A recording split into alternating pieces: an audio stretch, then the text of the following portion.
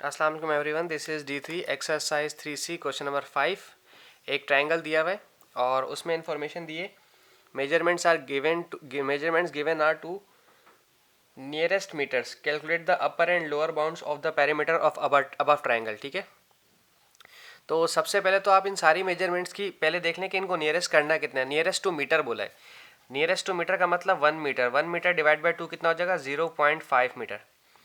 तो पहले इन सब की अपर बाउंड और लोअर बाउंड निकाल लेते हैं। ठीक है, अगर हम इनकी अपर बाउंड निकालते हैं तो अपर बाउंड बनेगी इनकी, इसकी बनेगी 8.5, इसकी बनेगी 6.5 और दूसरे की बनेगी 10.5। तो ये हो गए सबके अपर बाउंड्स।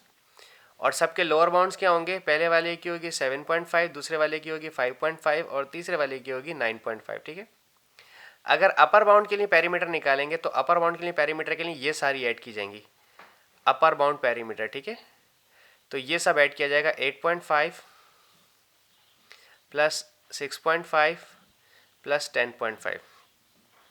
तो ये कितने हो जाएंगे? 16, 24 और एक 25.5। दिस इज 25.5 हो जाएगा अपर बाउंड।